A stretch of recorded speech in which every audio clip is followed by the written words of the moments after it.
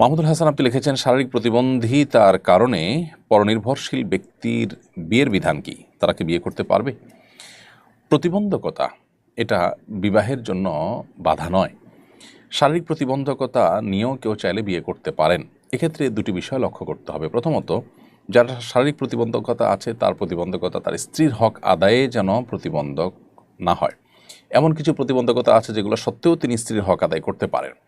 ভরণপোষণের বিষয়টা হলো, তিনি তার ভরণপোষণ নিজে দিতে না পারলে তার পক্ষ থেকে তার বাবা, ভাই, অন্য কেউ যদি দায়িত্ব পালন করেন তাতেও হয়ে যাবে।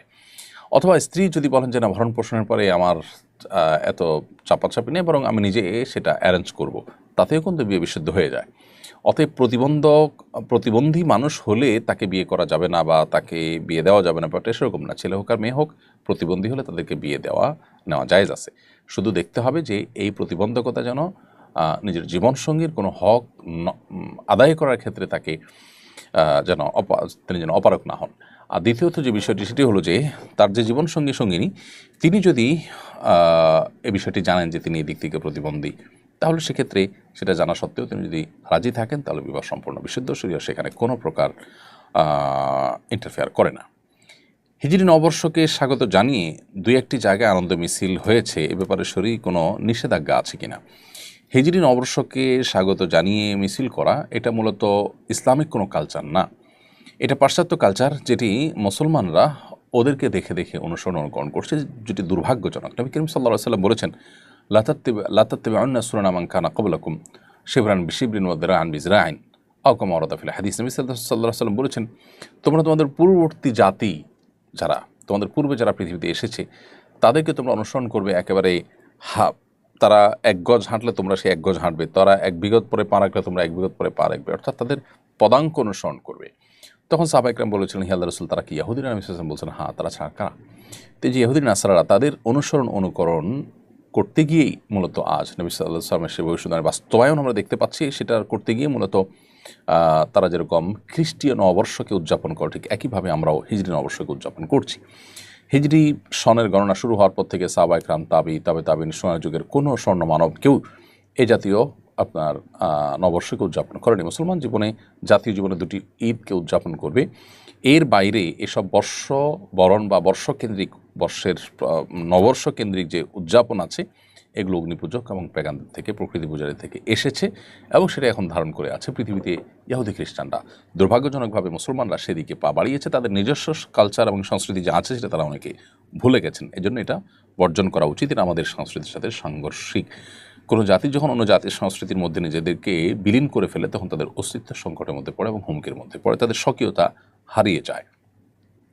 আমি 25 বছর বয়সী একজন যুবক। আমার পরিবার বারবার বিয়ের জন্য চাপ দিচ্ছে, কিন্তু আমি এখনও মানসিকভাবে প্রস্তুত নই এবং দিনদার কোনো পাত্রীর খোঁজও পাইনি। আমি চাই সময় নিয়ে সিদ্ধান্ত নিতে, কিন্তু এতে পরিবার আমার প্রতি বিরক্ত। আমি কি গুনাহগার হচ্ছি? এটা কি পিতামাতার অবাধ্যতা হিসাবে বিবেচিত হবে? যদি আপনি 25 বছর বয়সী যুবক হয়ে থাকেন, তাহলে বিবাহের যথেষ্ট বয়স আপনার হয়ে গেছে। এমত অবস্থায় আপনার চরিত্র হেফাজতের জন্য বিবাহ করাটাই হলো শরিয়ার নির্দেশনা। সেক্ষেত্রে আপনার পরিবার যখন বিবাহের জন্য আপনাকে চাপ দিচ্ছেন, তাহলে সেটা শরিয়ার চাহিদাকেই তারা বাস্তবায়ন করতে চাচ্ছেন, তাদের এই চাপ দেওয়াটা অযৌক্তিক নয়। এখন প্রশ্ন হলো যে আপনি এই মুহূর্তে বিবাহ করার জন্য শারীরিকভাবে প্রস্তুত কিনা। শরিয়ার দৃষ্টিকোণ থেকে মোহর এবং স্ত্রীর ডাল ভাত জোগাড় করার মতো অবস্থা থাকলেই আপনি বিবাহ করতে পারেন। বিশেষ করে যদি চরিত্র হেফাজত করাটা ডিফিকাল্ট হয়, যুগে সবার জন্য ডিফিকাল্ট, পরিবেশটাই অত্যন্ত চ্যালেঞ্জিং। তো এই পরিবেশে যদি আপনি বিবাহ করলে আপনার ঈমান, আমল, আপনার তাকওয়া, চরিত্র হেফাজত করতে সহজ হয়, তাহলে বিবাহ করাটা আপনার কর্তব্য। একদিকে আপনি উপযুক্ত বয়স হয়েছে আপনার, দ্বিতীয়ত হলো বাবা মার নির্দেশ আছে, তৃতীয়ত হলো আপনার বিবাহের নিড আছে, এবং চতুর্থত হলো আপনার সামর্থ্য আছে। তাহলে আপনার তাদের এই নির্দেশনাকে ডিনাই করাটা অন্যায়। হ্যাঁ, আপনি যদি উপযুক্ত পাত্রী খোঁজার জন্য যৌক্তিক সময় নেন, যে 2 মাস, 4 মাস, 6 মাস, তাহলে সেক্ষেত্রে সেটা অন্যায় হিসেবে বিবেচিত হবে না, কারণ অপাত্রে উপযুক্ত ক্ষেত্রে আপনাকে বিবাহ করতে সে নির্দেশ করে না। তবে অহেতুক আপনি মাসকে মাস, বছরকে বছর বিলম্ব করবেন, তথাকথিত পায়ে দাঁড়াবার নাম করে অনেক বেশি দেরি করবেন, এই সমস্ত বিষয়গুলো যদি আপনাকে বিলম্ব করতে উদ্বুদ্ধ করে, তাহলে সেটা হবে আপনার ভুল। তবে বাবা মার এই নির্দেশনা আপনার জন্য মানাটা ফরজ নয়, বিশেষ করে যখন সেটি বাস্তবায়ন করাটা আপনার জন্য চ্যালেঞ্জিং। আপনি দিনদার পাত্রী পাচ্ছেন না, একটু সময় নিচ্ছেন, খুঁজছেন, তাহলে এক্ষেত্রে আপনার বাবা মার চাপাচাপিতে আপনার বদ্দিনদার কোনো মেয়ে, জানাতনে কোনো মেয়ে বিয়ে করতে আপনি বাধ্য নন। এটি হলো মৌলিক কথা। নিউ ইয়র্ক সিটিতে জোহরান মামদানি নির্বাচিত হয় অনেকে উচ্ছ্বসিত, বিষয়টিকে আপনি কীভাবে ব্যাখ্যা করবেন? দেখুন, প্রথমত এই ব্যক্তি সম্পর্কে ইতিমধ্যে বিভিন্ন রকমের পজিটিভ, নেগেটিভ, ভালো মন্দ বিভিন্ন দিক উঠে এসেছে এবং সোশ্যাল মিডিয়াতে বিভিন্ন মিডিয়ার মারফতে তার পরিচয় এবং তার বিভিন্ন কার্যক্রম সেগুলো চলে আসছে। আমরা সেগুলো নিয়ে বিস্তারিত অ্যানালাইসিস করার সুযোগ সময় যেহেতু পাইনি, বা এটা আমাদের আপনার গবেষণার বিষয়ও নয়, সেজন্য আমরা ওই ব্যক্তি বিশেষ নিয়ে মন্তব্য করছি না। আমরা শুধুমাত্র এটুকু বলতে চাই যে প্রতিটি ঘটনার পর আমাদের আবেগে আমরা হারিয়ে যাওয়া অথবা অতি বেদনায় ভেঙে পড়ার বিপরীতে আল্লাহর কাছে আমাদের দোয়া করা দরকার। আল্লাহ প্রতিটি ঘটনার সুফল, সেই ঘটনার চূড়ান্ত পরিণতির জন্য ইসলাম এবং মুসলমানদের জন্য কল্যাণ বয়ে আনে, বিশ্ব মানবতার জন্য কল্যাণ বয়ে আনে। আমরা অনেক কিছুকে আমাদের জন্য কল্যাণকর মনে করি, সেটা আমাদের জন্য একসময় অকল্যাণকর প্রমাণিত হয়। সেরকমটি যে কোনো ক্ষেত্রেই হতে পারে। সেজন্য আমরা অতি উচ্ছ্বসিত হওয়ার পরিবর্তে আল্লাহ সুবহানাহু ওয়া তাআলার কাছে দোয়া করব, আল্লাহ যেন আমাদের জন্য কল্যাণের ফয়সালা করেন সব ক্ষেত্রে, এবং প্রত্যেকটা ঘটনার শেষ পরিণতির জন্য মুসলমানদের জন্য, ইমানদারদের জন্য, ইসলামের জন্য কল্যাণকর হয়। আমার এক সহপাঠী ফেসবুকে আত্মহত্যার স্ট্যাটাস দিয়েছিল, আমি তখন গুরুত্ব দিইনি।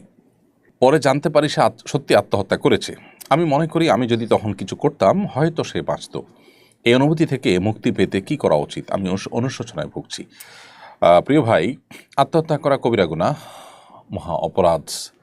আত্মহত্যাকারী জাহান্নামে নিবেদিত হবে, নবী সাল্লাল্লাহু আলাইহি ওয়াসাল্লাম বলেছেন। আল্লাহ তাআলা আমাদেরকে হেফাজত করুক।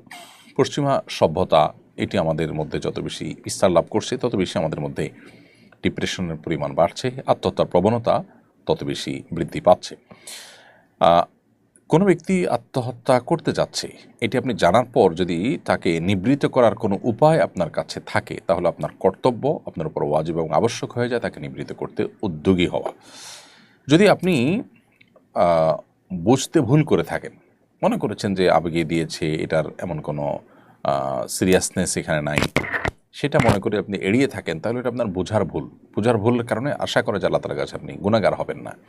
বিধায় এটা নিয়ে অহেতুক মর্মপীড়া আপনার ভোগার প্রয়োজন নেই। তবে হ্যাঁ, এটা ঠিক যে এখান থেকে শিক্ষা নিয়ে আপনি পরবর্তীতে এই জাতীয় ইস্যুগুলোকে আরেকটু গুরুত্বের সাথে দেখার চেষ্টা আপনাকে করতে হবে, এবং সেই সাথে আপনার এখানে যে উদ্যোগ নেওয়ার সুযোগ ছিল যেটা আপনি নেননি, সেটার কারণে আল্লাহ তাআলার কাছে আপনি ইস্তেগফার করবেন, ক্ষমা প্রার্থনা করবেন, ভবিষ্যতের জন্য এরকম ভুল না হয় সেজন্য আল্লাহ তাআলার সাথে প্রতিশ্রুতিবদ্ধ হবে।